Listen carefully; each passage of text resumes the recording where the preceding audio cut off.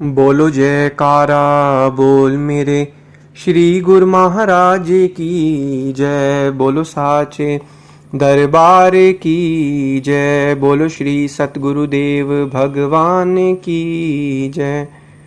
सौभाग्यशाली गुरुमुख सज्जन मंडली, इसी प्रकार अपने मन एवं चित्त की समस्त वृत्तियों को एकाग्र रखते हुए अपना ध्यान सम्मुख विराजमान श्री परमहंस महान विभूतियों की ओर लगाते हुए और अपनी मुख रसना को पवित्र करने हेतु एक बार ऊंची और मीठे स्वर में बोलिए जयकारा बोल मेरे श्री गुरु महाराज की जय। बोलो साचे दरबार की जय। बोलो श्री सतगुरुदेव भगवान की जय। गुरुमुखों, आज का पावन दिन 2 सितंबर।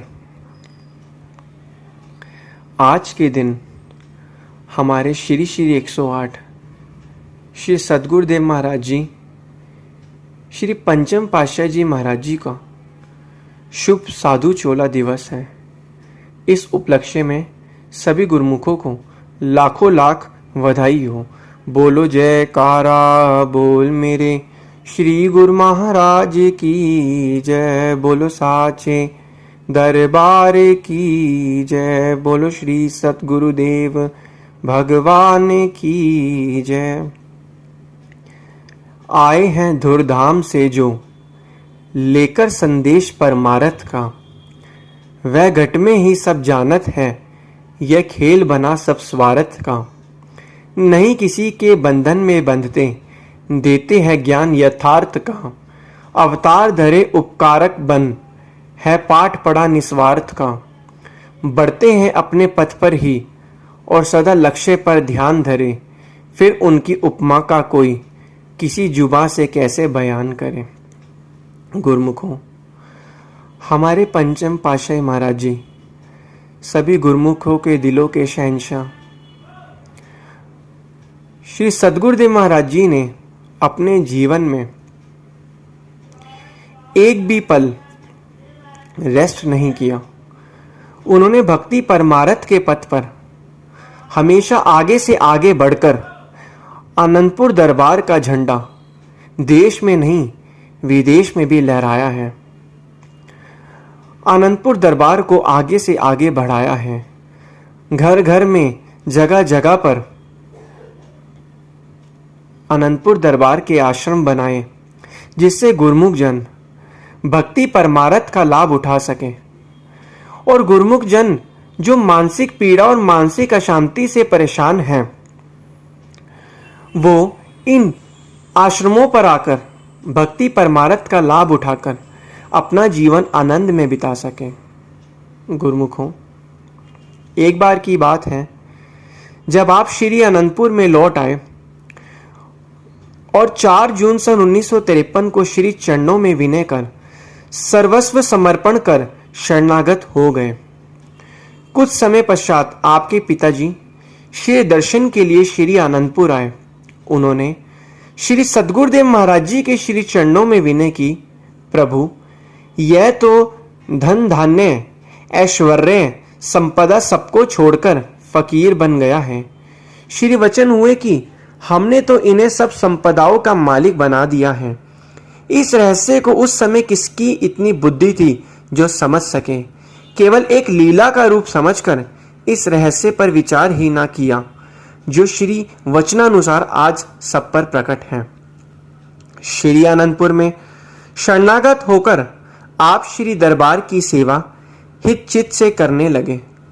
श्री सतगुरुदेव महाराज जी, श्री तृतीय पातशाह जी महाराज जी ने अपनी निजी मौज अनुसार 2 सितंबर सन 1956 रविवार के दिन शुभ दिन आपको साधु वेश प्रदान कर आपका शुभ नाम श्री स्वामी दर्शन पूर्ण आनंद जी रखा। बोलो जयकारा बोल मेरे श्री गुरु महाराज की जय। श्री सतगुरुदेव महाराज जी उस दिन अत्यंत प्रसन्न हुए। वह जानते थे कि आने वाले समय में आपने श्री दरबार की सेवा के महान कार्य की जिम्मेवारी संभालनी है। इस प्रकार श्री तृतीय पातशाह जी महाराज तथा श्री चतुर्थ पातशाह जी महाराज के समय में आपने सेवा में कर्तव्य निष्ठता का साक्षात प्रमाण दिया। श्री सद्गुरुदेव महाराज जी श्री चतुर्थ पातशाह जी ने अपने आत्मस्वरूप कर्मवीर शिष्य को पाकर अपनी रूहानी शक्ति की दात निज स्वरूप में लीन होने से कुछ समय पहले ही आपको समर्पित कर दी तथा स्वयं निश्चित हो गए।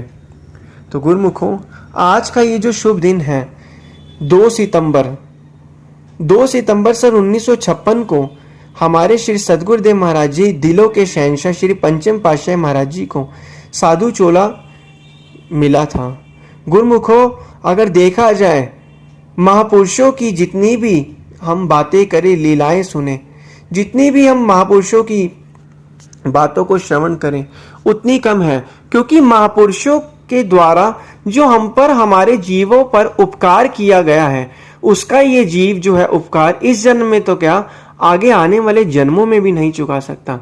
श्री सतगुरुदेव महाराज जी श्री पंचम पातशाह जी महाराज जी ने जो हम गुरुमुखों पर अपने जीवन काल में इतना उपकार किया, इतना हमें आशीर्वाद दिया, इतना हमें प्यार प्रदान किया, आज हर एक गुरुमुख अपने दिल में खुद ही अनुभव कर सकता है कि हम उनके इस एहसान का, इस प्यार का, इस उपकार का बदला कभी नहीं चुका सकते। गुरुमुखों, श्री पंचम पातशाह महाराज जी हमेशा अपने प्रवचनों में फरमाया करते थे कि गुरुमुखों, समय कम है और काम बहुत ज्यादा है। जो कम समय में ज्यादा काम करता है उसी का ही संसार में नाम होता है और वही महापुरुषों की प्रसन्नता को प्राप्त करता है। इसीलिए गुरुमुखों, हमारे श्री श्री 108 प्रातः स्मरणीय जगत वंदनीय श्री पंचम पातशाह महाराज जी ने अपने शरीर पर अनेकों कष्ट सहन कर कर जीव का कल्याण किया, अपने समय में जीव का कल्याण किया और हमें भक्ति की दात लुट से माला माल कर दिया।